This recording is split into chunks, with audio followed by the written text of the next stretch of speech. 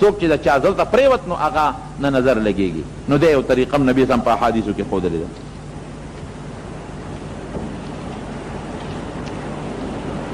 یو سړی په جومات کې خپل وخت پاس کولو دپاره خبرې کوي، ګپ شپ لګوي او د جومات په کیم چلی، دا ډول ګناه د جومات کې د دنیا خبرې کول نیکي خوري.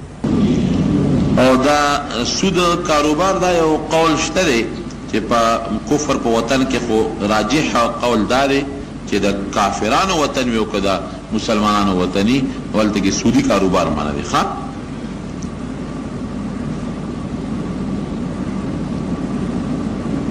نه ښځه د الله او د رسول نوم اخیستی شي، ښه په ټول هر وخت کې اخیستی شي د الله او د رسول، صرف هغه خپل خاص حالت کې د قرآن تلاوت نشي کولی، نور د الله نوم ذکر درود شریف ویلی شي.